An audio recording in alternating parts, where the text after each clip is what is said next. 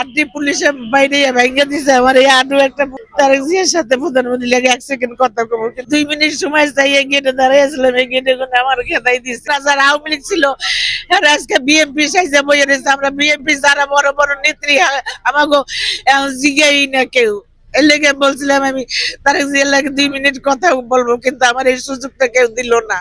আমরা আজকে 15টা বছর রাজপথে আসলাম 15টা বছর রাজপথে থাইকা অনেক মার দৈর অত্যাচারী করছি এবং খাইছি। আমার বাড়ি পর্তুগালি, আমি ইউনিভার্সিটি অ্যাকাউন্টসে চাকরি করি 124 নম্বর রুম।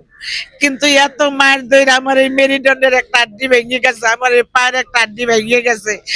কিন্তু দল ক্ষমতার জন্য 15টা বছর রাজপথে থেকে আমরা অনেক মারধর খাইছি, এত মার খাইছি স্যারে বলার মতন নাই। কিন্তু এখন ক্ষমতায় আইয়া গে এখন আর আমাকে পাত্তাও দেয় না, আমাকে চেনে না।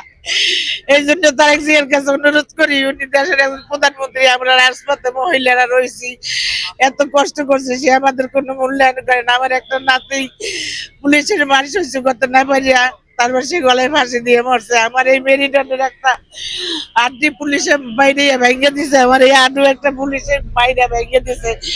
কিন্তু আজকে আমি বারবার একটু মিছিল স্যারের লাগে দেখা করতে চাইছিলাম যে আমি তারেক জিয়ার সাথে প্রধানমন্ত্রী লাগে 1 সেকেন্ড কথা কব, কিন্তু এই সুযোগটা আমার দিল না। আমার অনেক কষ্ট মনে, এই 15টা বছর আমরা রাজপথে থেকে মারি খাইছি, এত মারি খাইছি মানে নিজে চলতে পারি না বাইরের ঠেলায়। মানে আমার কথা হচ্ছে আমরা এত কষ্ট করছি, কেন আমাদের সে মূল্যায়ন করে না, এটাই তার কাছে আমার অনুরোধ। 2 মিনিট সময় চাই এই গেটে দাঁড়াইছিলাম, এই গেটে কোনো আমার খেদাই দিছে।